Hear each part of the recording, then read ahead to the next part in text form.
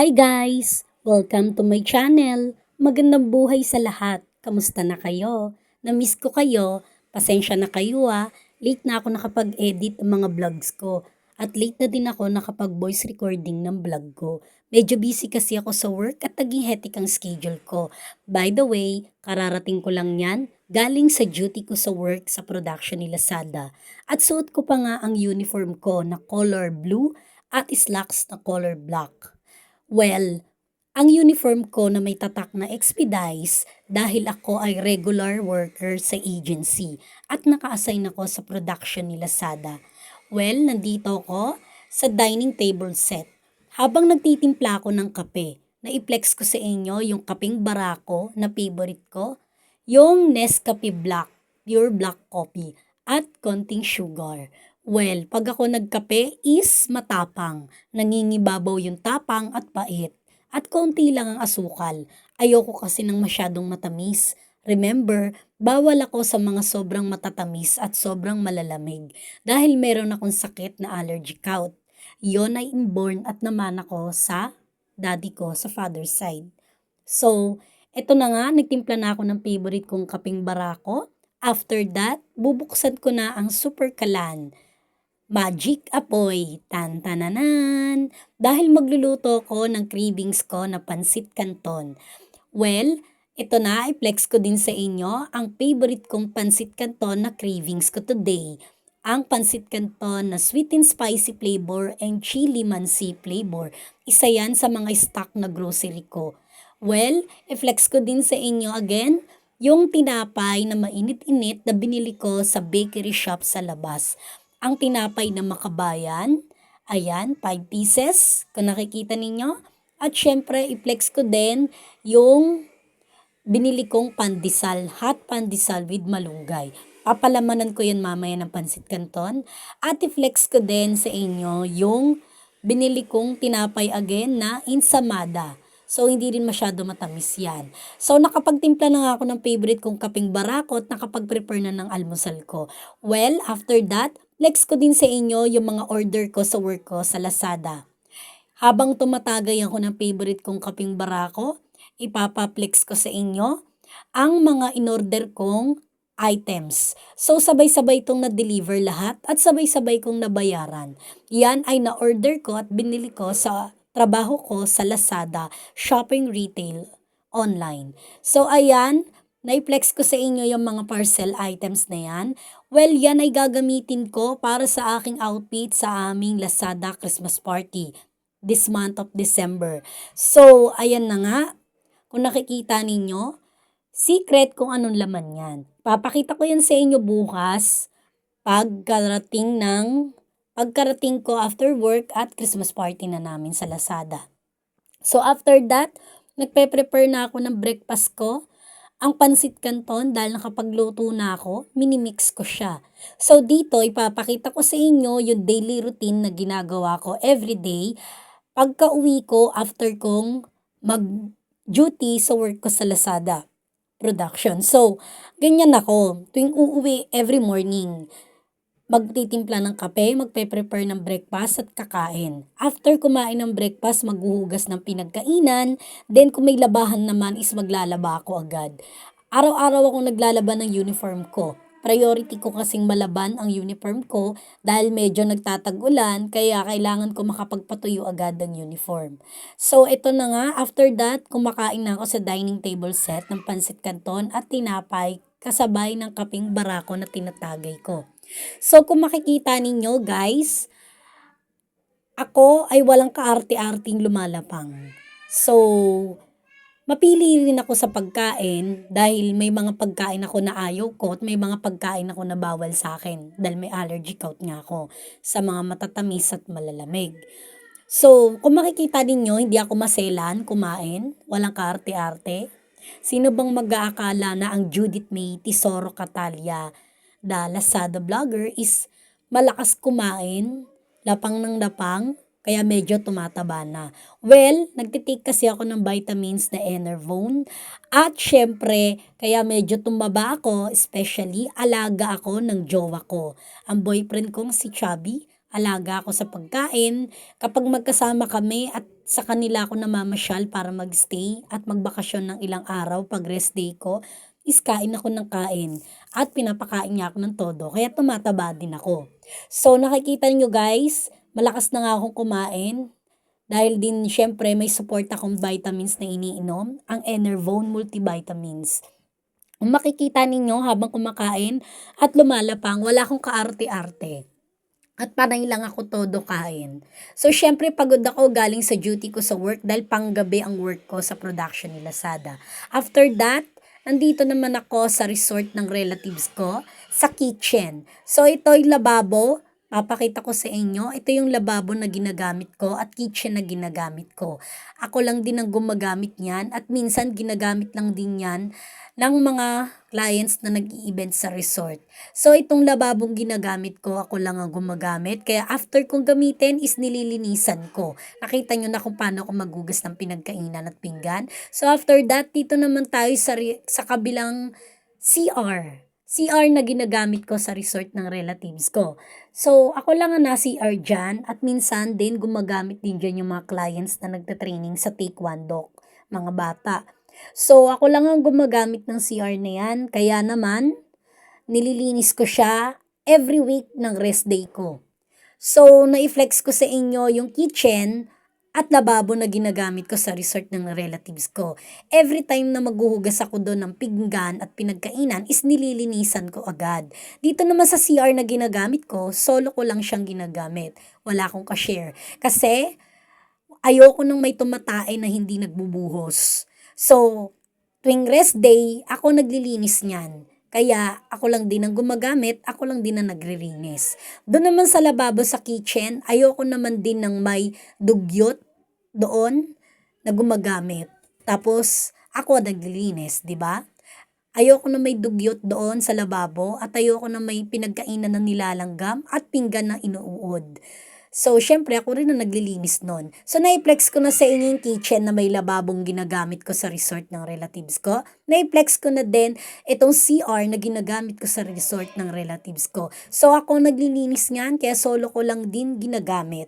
Syempre, ayoko nang may tumatay sa CR na hindi nagbubuhos at ayoko na may dugyot sa lababo na ako ang taga-linis ng at tagaligpit ng kalat at pinagkainan nila. So after that, fast forward na tayo. Nakatulog na ako ng mahimbing after a few hours. Dahil nga rest day ko today at wala naman akong ibang gagawin at natapos ko na yung mga daily routine na aking ginagawa everyday. So ngayon rest day ko, kaya naman lalabas ako dahil aatin ako next week ng Lazada Christmas party namin sa trabaho. So, ngayong rest day ko, naisipan kong lumabas para bumili ng pangregalo sa aming exchange gift. So, ngayon, i-flex ko rin sa inyo yung suot ko. Nakita nyo kanina, yung suot ko na black na crop top at black na pants with matching rubber shoes na color white. So, after that, na-flex ko din sa inyo yung bag, sling bag na ginagamit ko. And now, ipiplex ko sa inyo yung lip tint na ginagamit ko at yan ay naglalagay na ako sa lips ko. So lahat ng outfit kong yan, this is my OOTD outfit for today. Lahat yan ay order ko sa Lazada sa trabaho ko. So actually, lahat ng mga personal things ko ay galing sa work ko sa Lazada. Doon ko in-order at doon ko binibili. So nakapag-ayos na nga ako at nakagayak. After that, fast forward tayo. Dito na tayo sa shopping mall ng eLife Department Store. Dito ako nagpunta ngayong rest day ko dahil bibili ako ng pangregalo para sa exchange gift dahil aatin ako ng Lazada Christmas party namin sa trabaho. So dito sa shopping mall ng eLife Department Store ay igagala ko kayo at ipapasyal. Dahil ito ay malapit lamang sa tinitirahan ko. So ito ay sa bayan ng plaza ng San Pedro, Laguna. At isang sakay ng tricycle mula sa Barangay Cuyab. So pasok tayo, dito pagpasok pa lang sa loob, bumungad na sa akin ang Christmas song na pinapatugtog sa speaker ng mga staff na nagtatrabaho dito. So, syempre, di ko na ipaparinig sa inyo yung Christmas medley song na pinapatugtog nila dahil aalingaw din ang boses ng mga tao sa paligid. So, ngayon sa video na to, ito ang aking kaganapan, ipapakita ko sa inyo ang mga paninda at binibentang produkto ng eLife Department Store. So makikita ninyo, kompleto sila sa mga kagamitan, gamit sa kusina, gamit sa bahay, personal things like mga plato, baso, kutsara, tinidor, kaldero, mug, at iba't iba pang gamit. May mga gamit din silang pang bahay, may mga gamit din silang appliances. So, dito hindi ko na isa-isahin i-mention lahat ang produkto na binibenta nila. So, lahat ng paninda nila dito ay mura lang at maganda ang quality. At higit sa lahat, ang produkto nila ay ine-export galing sa ibang bansa. Like abroad. So, nag-research ako tungkol dito sa eLife Department Store ng shopping mall. Ang may-ari nito ay Filipina woman, na businesswoman, at siya ay nakapag-asawa ng American sa taga-US, foreigner. Kaya naman ang produkto na binibenta nila ay ine-export galing abroad, like Australia, Canada, US, and Italy. Dahil foreigner American ang napangasawa ng Filipina businesswoman na may-ari ng eLife Department Store Shopping Mall. So, yung paninda nila dito is maganda ang quality. Brand new, may tatak galing abroad, matibay, at hindi ito basta-basta nasisira. So, ini-endorse ko kayo para mamili at mag-shopping dito dahil ito ay mura lang, lahat ng paninda nila ay mura. Swak sa budget at sulit na, bagsak presyo pa. So, nakikita nyo naman sa video na to, sa aking mga kaganapan ngayon, kung ano ang mga paninda nila sa loob ng eLife Department Store ng shopping mall. So, sa mga hindi nakakaalam, ito ay dito lang yan sa bayan ng Plaza ng San Pedro, Laguna at isang sakay mula sa Barangay Cuyab ng tricycle. So, dito, pag pumunta kayo, samut-sari ang mga paninda nila. Hindi ko na iisa-isahin i-mention sa inyo dahil medyo matatagalan. Panoorin nyo sa video na to kung ano yung mga paninda na binibenta nila at yung mga produkto nila galing sa ibang bansa. So, kukwentuhan ko kayo ng mahabang intro dahil i-compare man ito sa mga Divisoria at Baclaran is talagang mas the best tong eLife Department Store shopping mall. Dahil last year of many years ago, noong mga panahon na nagtatrabaho pa ako sa factory at mga panahon na nagtatrabaho pa ako sa electronics, dati, tuwing sweldo, every moment na mag-shopping ako kasama yung mga katrabaho ko at kaibigan doon, so, namimili kami sa mga Tiangge ng Baclaran at namimili kami sa Divisoria Mall sa Tondo, Manila. So, kung may compare man, is doon alam na pag doon galing ang mga pinamili mo o pinang-shopping mo sa Divisoria at Baclaran is ang quality is hindi matibay, madaling mabulok at madaling masira. Dahil ine-export lang nila sa mga marketplace sa iba't ibang probinsya. So, hindi naman sa sinisiraan ko, pero kung i-compare dito sa eLife Department Store, mas the best yung quality nito. Kasi, kung titignan mong mabuti at kung susuriing mabuti, yung lahat ng items at paninda na binibenta nila is maganda ang quality. Matibay, brand new, at galing pa na ine-export sa ibang bansa. May tatak siya to abroad. Then, higit sa lahat, yung produkto nila is swak sa budget mo. Kaya, yung pinaka-quality niya is maganda talaga. So, sobrang modern siya. Kung nakikita ninyo, lahat yan napakaganda, napakamura, sulit sa budget at swak na, bagsak presyo pa.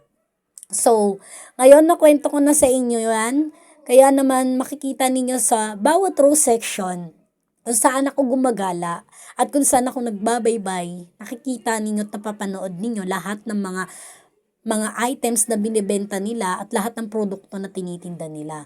So dito, nahirapan akong mamili kung ano yung pangreregalo ko para sa exchange gift namin, para sa aming Lazada Christmas party. Natagalan ako sa pag-iikot, pero nag-enjoy naman ako maggala dyan. Dahil marami akong nakita ng mga produkto at mga paninda. So, hindi rin naman nagtagal, Dahil maraming choices at maraming options na pwedeng bilhin at pwede mong pamili. So, nakapag-isip na rin at nakapag-decide na din ako ng pangregalo na bibilin ko para sa aming exchange gift dahil aatin nga ako sa aming Lazada Christmas party.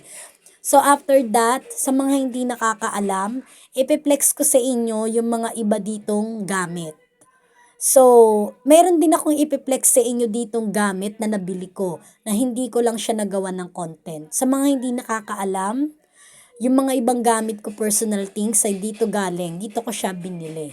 So, mamaya may ipapakita ko sa inyong special personal things na nabili ko na hanggang ngayon ay ginagamit ko.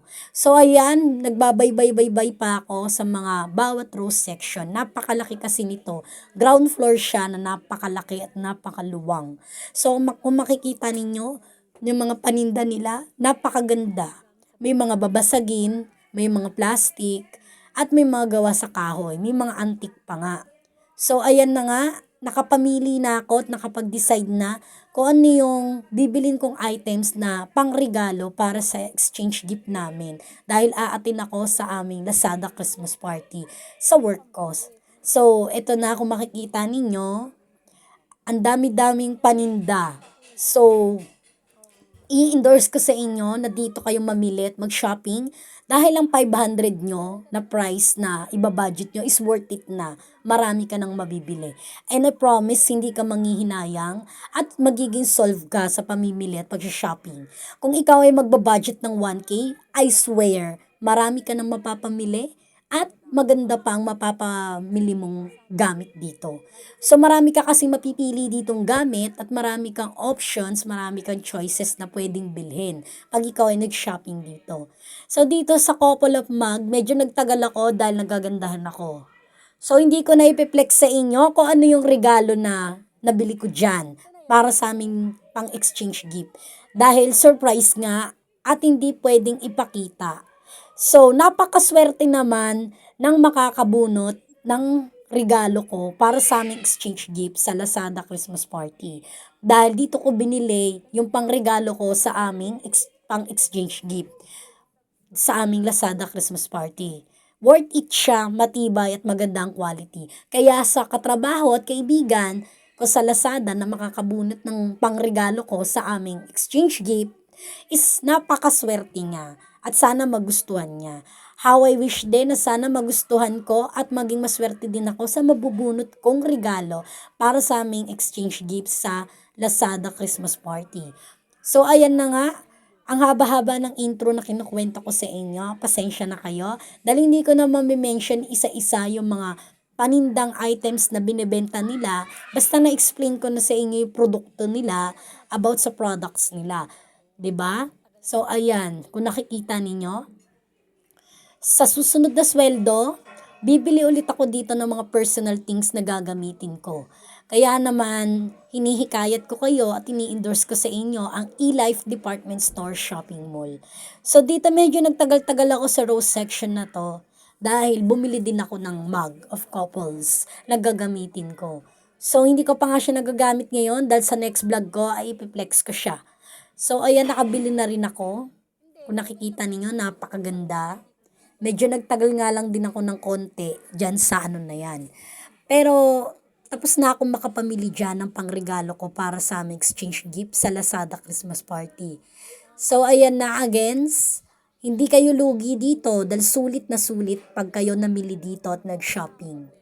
So ayan, kung makikita ninyo, nagtatagal akong magbaybay at nalilibang ako sa pag-ikot-ikot at paggala-gala dito. Napakalaki kasi ng ground floor ng Shopping Mall eLife Department Store. At marami siyang row section na personal things at mga kung ano-ano pang kagamitan sa bahay. So, ayan, kung nahihirapan kayong mamili ng pangregalo sa exchange gift, ito na ang the best options nyo dahil marami kayong choices na pwedeng piliin dito. So, kung makikita ninyo, kumpleto sa mga kagamitan at kumpleto sa paninda at the best ang quality ng product nila. So, na-endorse ko na din sa inyo about kung sino ang may-ari at kung saan galing ang products nila. So, ayan na nga.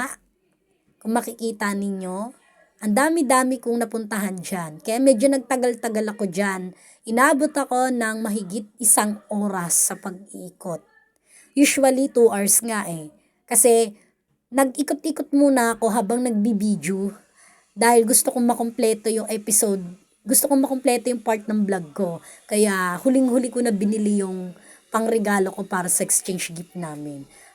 Para makapamili ako. So ayan, kung makikita ninyo, na-flex ko na sa inyo Hindi ko na i-mention isa-isa.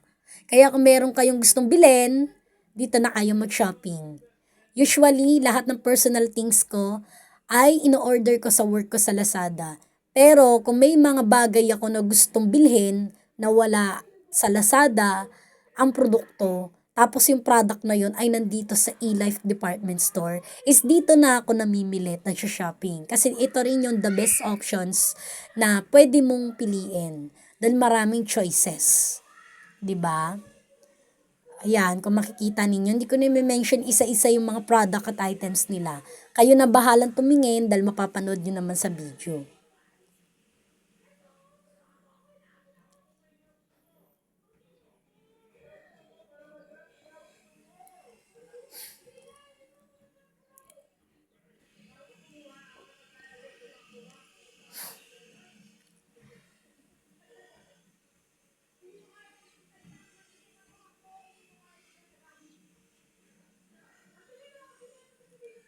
At i-flex ko na rin sa inyo especially yung alkansya dito. Kasi ganito yung alkansya ng binili ko. Dito ko rin binili sa eLife Department Store ang alkansya ko. Yung dalawang alkansya ko na color pink at blue. Yung malaking alkansya ko na color pink is alkansya ko for savings. So, yung isa pang alkansya ko na color blue na medyo malaki din is alkansya ko for emergency. Sa mga hindi nakakaalam, yes, nag-iipon na ako ng money. So, sa dalawang alkansya ko, doon ko nilalaglag yung 13-month pay ko, Christmas bonus, at yung ibang sweldo ko. So, ang due date kasi ng laglag ko sa alkansya is 2 times a month. Every time na sweldo ko. 10.25 tuwing sweldo. Naglalaglag ako ng pera sa alkansya. Sa mga hindi nakakaalam, dyan ko binili yung alkansya ko. So, alam nyo na, yung savings ko na nasa alkansya. Kaya ito na nga, i-flex ko ulit yung couple of mug. Maganda pang regalo yan, lalo na pag Christmas party. So, ayan na, kung makikita ninyo,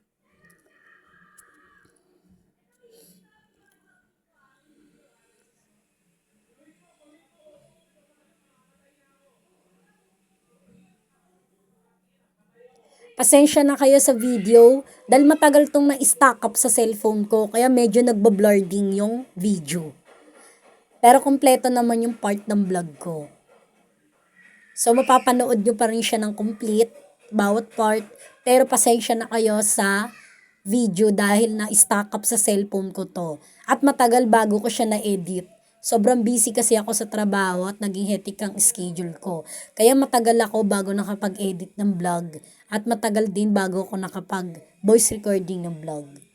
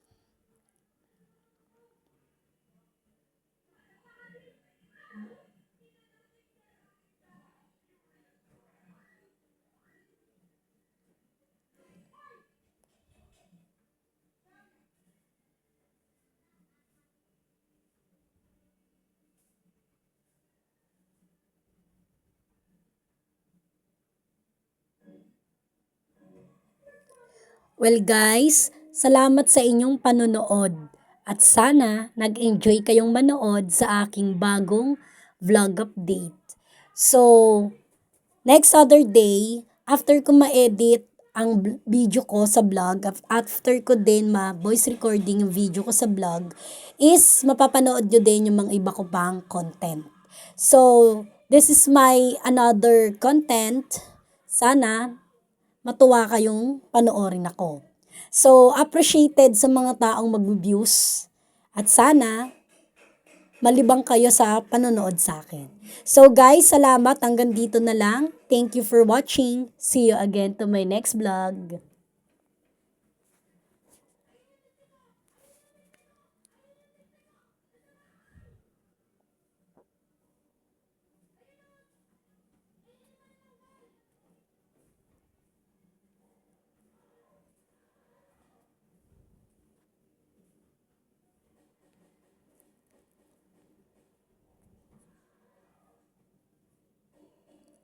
Wait guys, bago magtapos din itong video na to sa aking content, ipiplex ko din sa content ko na to at ipapakita ko din sa vlog ko na to ang Plaza San Pedro Laguna.